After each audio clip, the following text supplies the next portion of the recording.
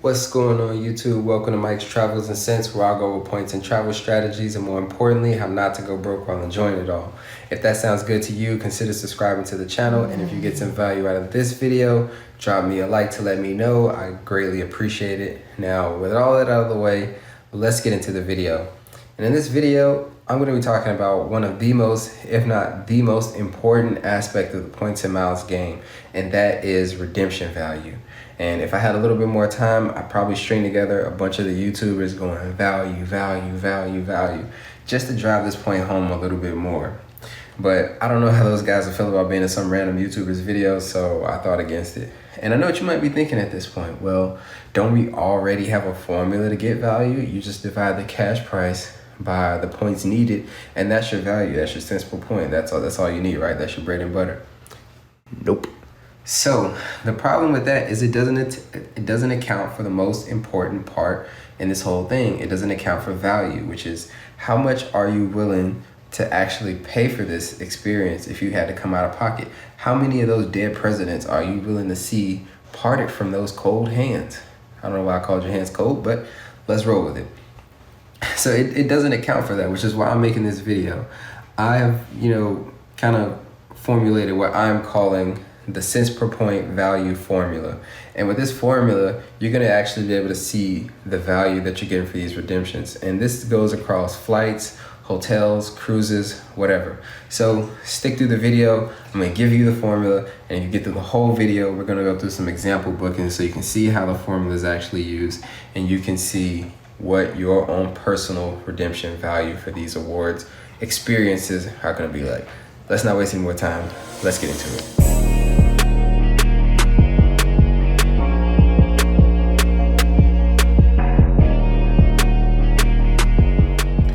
All right, let's get straight into the formula. I don't want to waste anybody's time. So the formula itself isn't anything too mind-blowing, anything too crazy.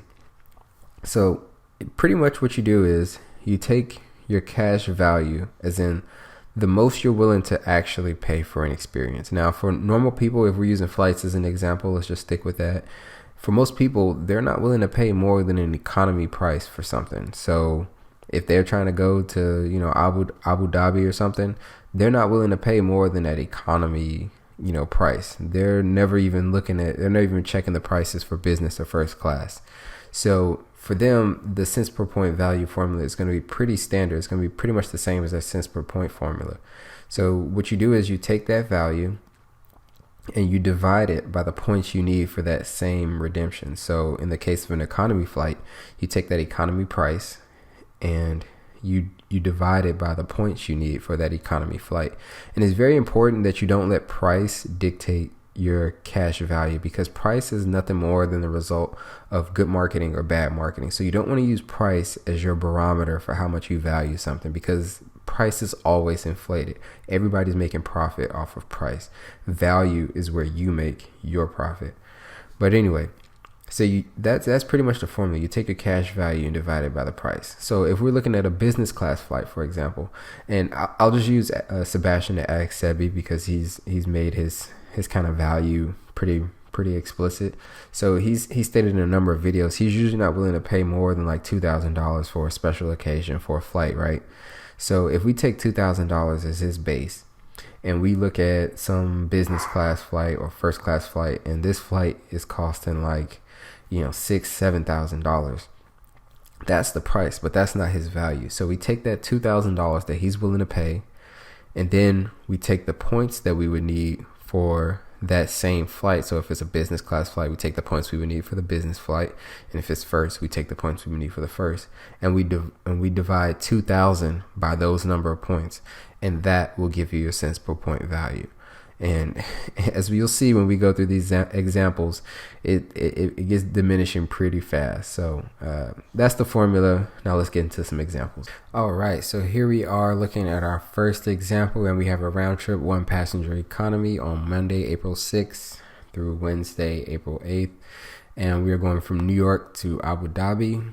And for this, we're assuming that this flight has to happen. So if you're somebody that wants to say like, oh, I would never pay $1,000, over $1,000 for a flight, this is assuming this is like, destination wedding. So in this case, the lowest price is the most you're willing to pay for, this flight experience. So just keep that in mind as we move through. Now, looking at the first class example for the exact same flight, and we are up to $28,787. Oh my gosh. Yeah, you can best believe I'd never be willing to pay this much for a damn flight. Yeah, it ain't happening. Yeah. And it reminds you, this is round trip. And we are going to be using American Airlines award chart to get these flights. And as I circled, to make it easier to find, 40,000 is for one way and 115,000 is for one way. And that is for main cabin and first class respectively. And breaking this down using first the traditional cents per point calculation for that round trip economy, we have that cash price of $1,071. And then points needed was, sorry, you couldn't see it, but I could. Anyway, points needed was 80,000 points. So that's 40K times 2. And then we have cents per point is 1.3 cents. I even went out of the way to get the cents symbol. So drop me a like for using the cent symbol. I don't see the symbol too often. Bring back cent symbols. But anyway. So now looking at that round trip, and that cash price was $28,787. Man, I still can't believe it. And points needed for that was 230,000 in total. Cents per point gives you 12.52 cents. Good Googa Mooga. That's another one. I'm just dropping gems. Come on, give me a like or comment. I'm not begging for them, but just reminding you all for the algorithm. I'm trying to grow as a channel, man. But yeah, 12.52 cents. Jeez. But once we get to the cents per point value formula, let's see how things are looking. And again, that's the value over points. How much are you truly willing to pay for this in cash? And how many points are needed for that particular redemption? Now, the round trip economy. Cash price, $1,071. Points needed, 80,000. And that value, as I said, assuming you're the type of person that the most you're willing to pay for it is that economy price. And basically for an experience, the cheapest you can get it is pretty much your cheapest value, because in that case, you just don't value it. I can say in that case, you don't value it at all, but in that case, it just won't happen. So you don't have to worry about it. But that cents per point value will still be the same because it's the same numerator and denominator. But once we get to round trip, we have that cash price of $28,787. Points needed, 230,000. No change. Value, I'm using 2,000. Again, I'm not picking on Sebastian, but I think 2,000 is a good, I think it's a pretty reasonable number for most people. Like if they're trying to, splurge, they've been saving for this experience or something. I think 2,000 is reasonable. So the cents per point value is 0.8 cents. And again, that's dividing that 2,000 by 230,000 points. You're looking at 0.8 cents for what you actually, when you take into account what you actually be willing to pay for this experience. Now, moving on to our second example, and we have a round trip one passenger economy, Monday, February 10th through February 13th. And so this one is supposed to kind of favor that the points redeemer. So this is really, really close to today's date. So again, with points, you want to either book really, really last minute or really, really far out. So trying to be fair to the whole points thing. So here we go. And remind you that this is New York to San Francisco now, so it's a different flight as well. So this is domestic, so that's going to change our numbers a little bit, and you're going to see. So for here, I circled Delta. It's a Delta flight at $715, and this is economy. But that New York to San Francisco is a really competitive route, so that's why you're seeing that it's competitive and it's a long flight. So that's why you're seeing that really high price. Now, for the same flight in business class, this is, Delta One, all the way at the bottom, you can see that 5,377 for the business class flight on this same flight. Now we're going to be using Virgin Atlantic for this. I couldn't find Delta, man, they seem really stingy with their saver space. But so I couldn't find that exact flight, but as you can see, 25,000 is going to be, the lowest is pretty much the rate on Delta. And this is the round trip price, so I won't need to multiply that 25,000.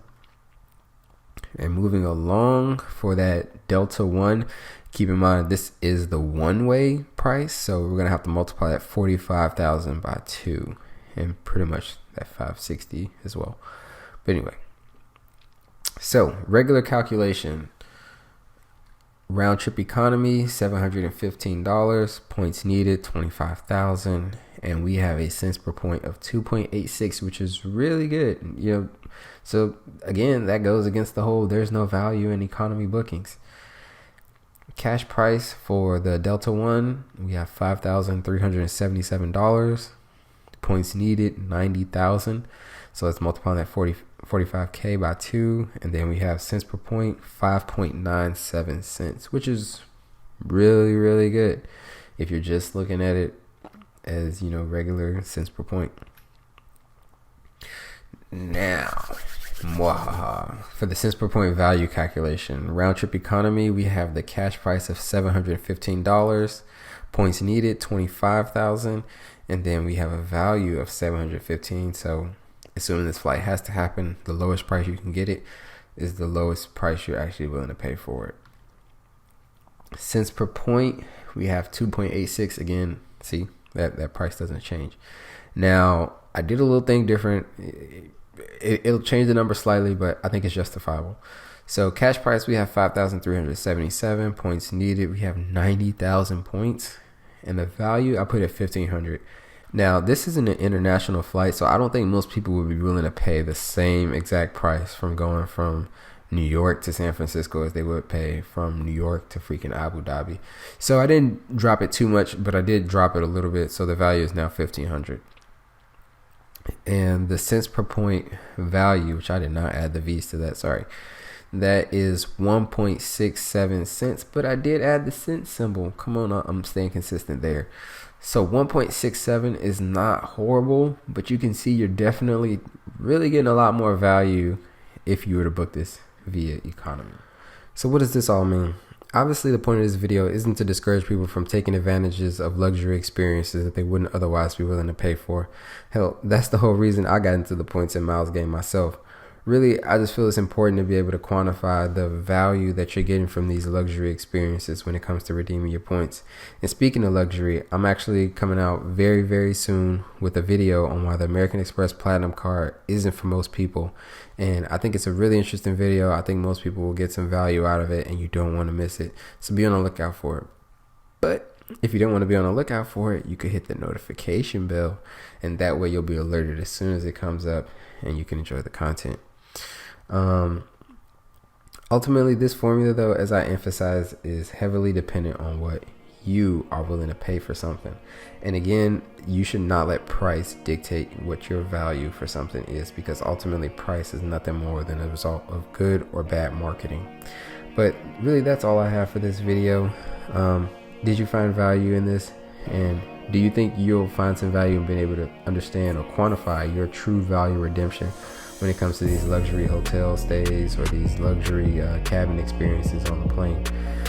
Get the discussion started in the comments below.